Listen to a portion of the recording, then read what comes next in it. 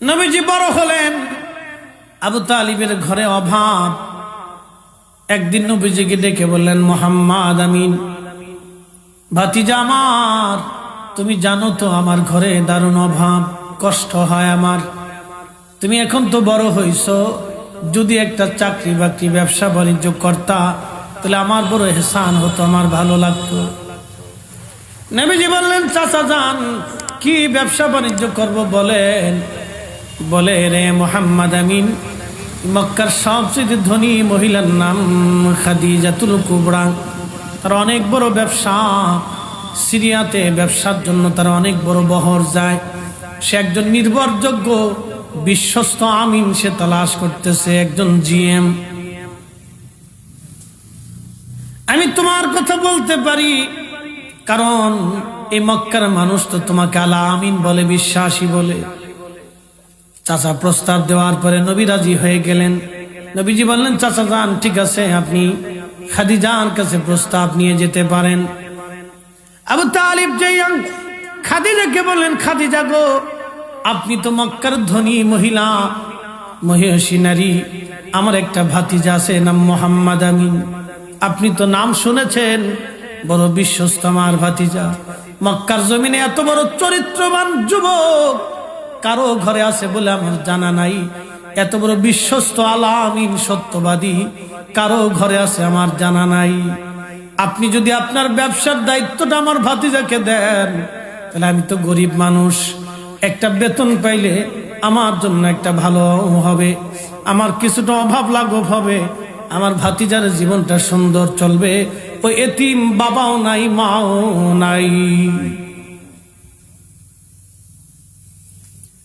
আম্মা জান খাদিজা বললেন, ঠিক আছে, ডেকে নিয়ে আসেন, ব্যবসা বুঝাই দিব।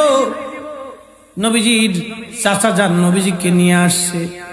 আবু তালিব ঘরের মধ্যে ঢুকলেন। নবীজি তার বাড়ির আঙ্গিনায় দরজার সামনে দাঁড়ানো আছে, কথাবার্তা বলতে লাগলেন। কই ভাতিজা আপনার? বাহিরে দাঁড়ানো দরজার সামনে। বলেন, কি দরজার সামনে কেন দাঁড়া করায় রাখছেন? জানালার পর্দা সরায় দেখতেছে নবী দাঁড়ানো, নবীর মাথার উপরে একখণ্ড মেঘ দাঁড়ায়া দাঁড়ায়া নবীকে ছায়া দিতেছে। আম্মা জানের আর বুঝতে বাকি নাই, এই লোকটা ভবিষ্যতে কোনো না কোনো একটা ব্যাপার স্যাপার আছে। জ্ঞানী নারী ছিলেন, বুঝতে আর বাকি হয় নাই। সেই দিন আম্মাজান বললেন, হ্যাঁ, আপনার প্রস্তাবে আমি রাজি, দিয়ে দেন, আমার ব্যবসা বুঝাই দেন। সে ব্যবসায় নিয়ে সিরিয়ার থেকে ব্যবসা আমি নিয়ে আমাকে বুঝাই দিক। আল্লাহর নবী ব্যবসার জন্য বিরাট একটা বহর নিয়ে সিরিয়াতে চলে গেলেন ব্যবসা করার জন্য। ব্যবসা বাণিজ্য শেষ করে বিরাট লাভের অংশ নিয়ে, আমাদের দেশে তো অনেকেই দোকানের, আপনি যদি কর্মচারী রাখেন দেখা যায় 6 মাসে দোকান খাইয়ে ফেলাইছে, 6 মাসে দোকান খাইয়ে লাইছে, দোকান নাই, অর্ধেক মাল চলে গেছে। কই গেছে রে? কইতারি না, শেষ।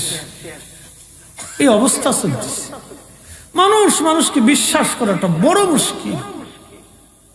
অন্ধকার শূন্য মানুষকে হেদায়েতের রাস্তা দেখানোর জন্য রাসূল দুনিয়াতে আসছে। আল্লাহর নবী প্রচুর পরিমাণে লভ্যাংশ, ব্যবসা, মুনাফা নিয়ে ফিরে চলে আসলেন। আম্মা জান খাদিজাকে টোটাল বুঝাই দিলেন। লভ্যাংশ দেখে, আমানতদারিতা দেখে, সবকিছু দেখার পরে আম্মা জানের মনে দুলা দিল, এই যুবককে ছাড়া যাবে না, এই যুবক জীবনে অনেক বড় কিছু হবে আশা করা যায়। সেই দিন আম্মা জান তার বাড়ির পরিচারিকার সঙ্গে পরামর্শ করে, শোনো, আমার তো স্বামী নাই, বিবাহ তো করার দরকার, কিন্তু আমার একজন পুরুষ পছন্দ হয়েছে, মোহাম্মদ আমিনকে আমার পছন্দ হয়েছে। একবার জোরে বলা যাবে কি মারহাবা? মোহাম্মদ আমিনকে পছন্দ হয়েছে আমার।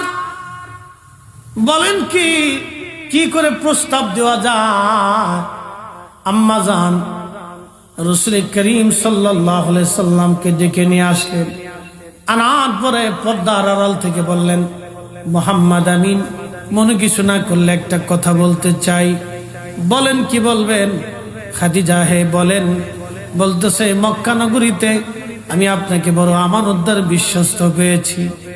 আমার জীবন বাকি জিন্দেগিটুকুন আমি আপনার খেদমত করার জন্য আপনার পরিণয় সূত্রে আবদ্ধ হয়ে আপনার স্ত্রী হিসেবে সারা জীবন আমি কাটায় দিতে চাই। আল্লাহর নবী ডাক দিলেন, খাদিজা, প্রস্তাব আপনার সুন্দর, কিন্তু আমার একজন মুরব্বী আছে, আমার চাচা। আমি আমার চাচার পরামর্শ ছাড়া কোনো সিদ্ধান্ত আপনাকে দিতে পারবো না। একবার জোরে বলা যাবে কি মারহাবা? একটু বুঝেন তো, সেই জমানাতেও নবীজি তার পিতৃতুল্য চাচাকে কিভাবে শ্রদ্ধা করতেন যে আমার চাচার পরামর্শ ছাড়া আমি আপনাকে কোনো সিদ্ধান্ত দিব না। কি পরম চরিত্র হলে, কি অনুপম চরিত্র হলে একজন নারীর এই বৈবাহিক প্রস্তাবে, ধনাঢ্য নারীর প্রস্তাবে তিনি সরাসরি রাজি না হয়ে চাচার উপর ছেড়ে দিলেন।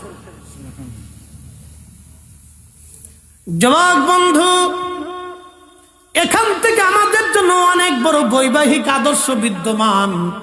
আমরা খালি সুন্নাহ সুন্নাহ বলি, কিন্তু নিজেরাই সুন্নাহ মানি না। নিজের জীবনে পরিণয় সূত্রে আবদ্ধ হওয়ার জন্য নবীর জীবনের সুন্নাহ যদি আমরা ফলো করি, মুরব্বীদের পরামর্শ যদি মেনে নেই, বাবা মার কথাগুলি যদি শুনি, আহা, জীবনটা কতই না সুন্দর হবে। আল্লাহর নবীজি চলে গেলেন, চাচাকে যা বললেন, চাচা যান, আপনার খাদিজা আমাকে বিবাহের প্রস্তাব দিয়েছেন। চাচা যান, আপনি আমাকে সিদ্ধান্ত দিবেন এবং আপনি সিদ্ধান্ত বলে দিয়ে আসবেন। 3 দিন পর্যন্ত আবু তালিব সিদ্ধান্ত দেন নাই। 3 দিন পরে ডাক দিয়ে বলেন, হ্যাঁ মোহাম্মদ আমিন, সিদ্ধান্ত দিলাম, খাদিজাই তোমার জীবনের পারফেক্ট বিবি হবে। যাও, তুমি তাকে বিবাহ করো। আল্লাহ নবী ডাক দিয়ে বললেন, চাচা যান, 3 দিন পরে আপনি কেন বললেন? ফার্স্ট টাইমই তো বলতে পারতেন।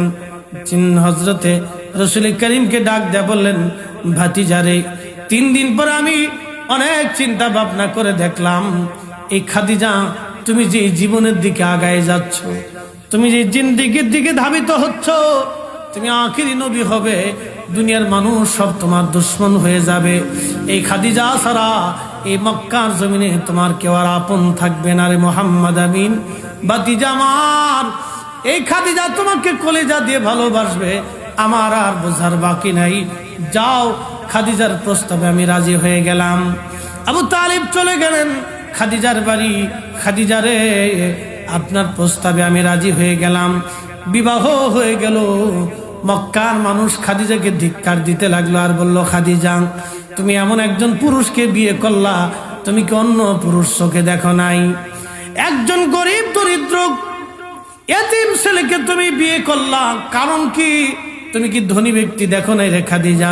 তুমি যদি বলতা মক্কার সবচাইতে ধনী পরিবারে তোমাকে আমরা বিবাহের ব্যবস্থা করতাম, কারণ তুমি মক্কার জমিনের সবচাইতে বড় ধনী, তোমার চাইতে ধনী নারী মক্কার জমিন আর কেউ নাই। দেখেন আম্মাজান দুনিয়াকে বেজার করিয়া নবীকে খুশি করছেন কেমনে, দেখেন। ওই যে বলছিলাম সাহাবায়ে কেরামের মানহাজ ছিল দুনিয়াকে বেজার করতেন, নবীকে খুশি করতেন। এই কথা বলতে যে আমি এত দূর পর্যন্ত হয়েছি। আম্মাজান চিন্তা করলেন, এইভাবে বলে দিলে তোরা মানবে না। সেই দিন আম্মাজান সবাইকে অলিমার দাওয়াত দিলেন, ভোজের আয়োজন করলেন। মক্কার সব কওমের ধনী ধনী ব্যক্তি, সর্দাররা সবাই আসছে খাদিজার বাড়ি, আম্মাজানের বাড়ি আসছে দাওয়াত খাইতে। তো খাওয়ান দাওয়ান খুব মজার খাওয়ান ইন্তজাম করছে, বিবাহের অলিমা, খুব সুন্দর খাবার ইন্তজাম করছে। আমাদের দেশের অলিমার মতো না, গরু একটা জবাই দিয়ে টেবিল ফেলতে কয় কে কে দিবেন দিয়ে যান, এটা অলিমা না, এগুলো খয়রাতি অলিমা। টেবিল একটা পাইতে এরপরে কে কি দিয়ে যান, নাম লিস্ট করবেন, এটা অলিমা না, এটা সুন্নত পদ্ধতি না। গরু জবাই দিবেন, খাসি মোষ জবাই দিয়ে সবাই রান্না বান্না করে উত্তম খাবার খাওয়াইয়া অলিমা খাওয়াই দিবেন, খাইয়ে চলে যাবে। কেউ কিছু যদি দিয়ে যায় সেটা ভিন্ন কথা, কিন্তু টেবিল পাততে পারতেন না। এটা সুন্নতের আওতার মধ্যে পড়ে না, মনে রেখে। আমাদের দেশে বিয়েতে এখন বিয়ের মানে বেহায়াপনা বেশি। বউ হলো আরেকজনের, কুস্তি লাগাইছে আরেকজন। কি কথা কর দেখা, বিবি হলো আরেকজনের, কুস্তি খেলে আরেকজনের। আরে পুরুষ বেটা, তোমার লজ্জা শরম করা উচিত। বেটা পুরুষ হয়েছে কি জন্য? তোমার বউ আর এক বেটার লোকে কুস্তি খেলে কারণ নাকি? সি সি সি, মানুষের একটা লজ্জা শরম, চক্ষুষ লজ্জা থাকা উচিত। রং দিবার যে কাদা মিশিয়ে কি অবস্থা, হাই হাই হাই, একবারে প্রকাশ্য বেহায়াপনা, জেনা। কি কথা বলেন, ঠিক না ঠিক? এগুলি বন্ধ হওয়া উচিত। প্রকাশ্য জেনার গুনাইগুলি। বিয়ের লোকে কুস্তি খেলতেছে, কি কায়দা বায়দা ধর, লজ্জা শরম থাকা উচিত। জাটবিটা করে দিবেন, নগদে 100 মেরে দিবেন, যা শয়তান দূর হয়ে যা। মহিলারা মহিলাদের ভিতরে আনন্দ করুক। আগের যুগে নবীর জমানায় দপ পিটিয়ে পিটিয়ে তারা গান গাইতো। নারীরা নারীদের জায়গায় গান গাইতো, পুরুষরা পুরুষদের জায়গায় গাইতো। আনন্দ করা নিষেধ নাই, নিষেধ নাই, আনন্দ করেন, বিয়েতে আনন্দ হবে, এটাই স্বাভাবিক। কিন্তু তার মানে এরকম না বউ আর একজনের কুস্তি খেলবে আর একজন, এগুলি বিয়ে না, এগুলি হলো বেহায়াপনা। এগুলি আমাদের সমাজ থেকে উঠানোর দরকার। কথা বলেন ঠিক কিনা? সমাজ থেকে এগুলি ঝাঁটু পিটা করে বিদায় করতে। ও নবীর উম্মাত, আল্লাহর নবীর বিবি আমাদের মা জননী আম্মা জান খাদিজাতুল কুবরা বিয়ের ওলিমা খাওয়ানোর জন্য সবাইকে ডাকছে, দাওয়াত দিলেন। মক্কার ধনী ধনী ব্যক্তি সব আসছে, সর্দাররা আসছে। আসার পরে খাবার সামনে একসাথে বসাইলেন। খাবার টাবার দেওয়ার পরে আম্মা জান খাবার গ্রহণ করবে, গান বললেন, ও মক্কার ধনীরা, গোত্রপতিরা, খানা পরে গ্রহণ করেন, আপনাদের জন্য সুন্দর খাবার আনছি। তবে খাবার খাওয়ার আগে 2টা প্রশ্নের জবাব আপনারা আমাকে দিয়ে যান। কি প্রশ্ন? বলে আমি শুনছি মুহাম্মদ আমিনকে বিয়ে করার জন্য আপনারা আমাকে ধিক্কার দিচ্ছেন। প্রথম ইলজাম আপনারা দিয়েছেন যে আমার স্বামী নাকি দরিদ্র, গরিব এবং এতিম। বলে হ্যাঁ, হাতো কথা তো সত্য। মুহাম্মদ তো এতিম, গরিব, দরিদ্র। এত ধনী ব্যক্তি থাকতে আপনি মুহাম্মদকে কেন বিয়ে করলেন হে মক্কার ধনী মহিলা? আম্মাজান ডাক দিয়ে বললেন, দুনিয়ার মানুষ আপনারা শোনেন, আপনারা ধনী ধনী ব্যক্তি, সর্দাররা আসছেন আমার বাড়ি খাওয়ার জন্য, ওলিমার জন্য। আপনাদের সম্মানের সাথে মেহমানদের ইন্তজাম করেছি। খাবার গ্রহণ করার আগে 2টা প্রশ্নের জবাব দিয়ে যাবেন। কে বলেন? আমার স্বামী মুহাম্মদ আমিন কুরাইশ বংশ। বলে হ্যাঁ। বলেন, কুরাইশ বংশের চাইতে দামি বংশ পৃথিবীর মধ্যে আর কোন বংশ কি আছে? সবাই বলল না, তা নাই। বলল, আমার স্বামী মুহাম্মদ আমিন হাশিমি শাখার, হাশিমি বংশোদ্ভূত। আপনারা বলেন, হাশিমি শাখার চাইতে, বংশের চাইতে বড় বংশ দুনিয়াতে আর কোথাও আছে? বলে না, তা নাই।